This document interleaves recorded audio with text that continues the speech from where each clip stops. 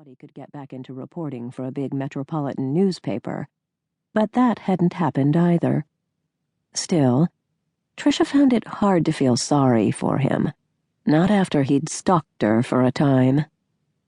Thankfully, he'd gotten the message, and although he hadn't completely accepted the fact, his advances had backed off.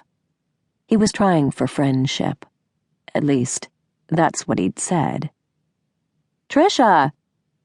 Tricia turned to see Deborah's mother, Elizabeth Crane, hurrying toward her. At last, she could surrender little Davy to another shoulder. He was getting heavy.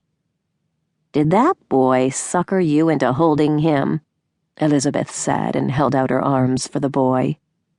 "I'm afraid so." "He's an operator," Elizabeth said, and shouldered the child, patting him on the back. Davy didn't even stir. Deborah has spoiled this kid, but then she works so hard. When she's not at the shop, she likes to spend every minute she can with him. Deborah and her husband both worked hard. David Black had 2 jobs, and not quite so jokingly claimed he held the second one to keep his wife's shop afloat. That wasn't exactly true. Sales at Deborah's business, the Happy Domestic, had picked up since she'd added a line of greeting cards and stationery to the retail mix. She was in the black. Not very far, mind you, but any shade of that color was better than seeing red on a balance sheet. Deborah did, however, admit that David got a bit irritated at having to watch the baby on weekends, but they'd both agreed upon it when they decided to start a family. That said, he was nowhere to be found this day. "Hello, Russ," Elizabeth said. "Are you going to take pictures of Deborah giving her speech?" "I sure am." "Get her from the right. It's her best side," Elizabeth said and laughed. The aircraft did another low circuit around Main Street. Russ grabbed his camera and snapped off a couple of shots. It was impossible to hear anything else until it had moved out of earshot. "Nice banner," Russ commented.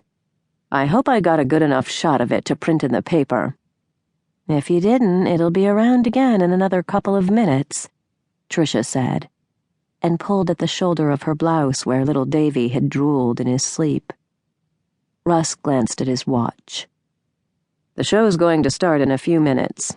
I'd better go up by the podium. See you later, Tricia." The man just didn't give up. "Goodbye, Russ." Elizabeth turned her attention back to the gazebo. "I'm so glad Deborah was able to hire Cheryl Griffin part-time in the shop. I wouldn't have wanted to miss this. I admire Deb's stamina. She's really worked hard on the whole Founders' Day event." Of course, Bob had tried to foist the job off on Tricia, and several other members of the Chamber of Commerce first, but she'd been more adept at dodging his constant nagging. After much badgering, Deborah had given in just to shut him up. The aroma of freshly made popcorn wafted on the slight breeze.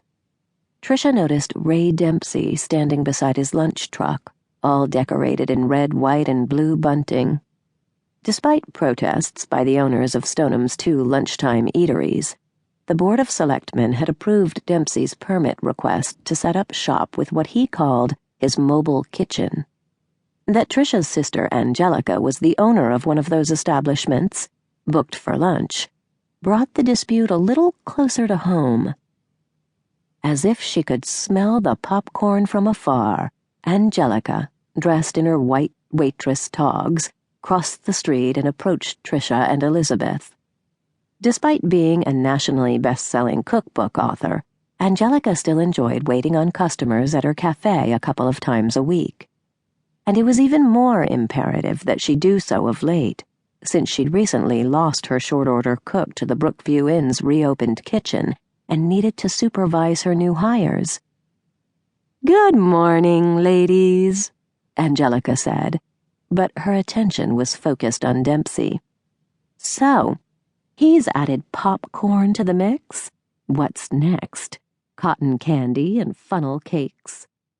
Someone's already selling those in the park."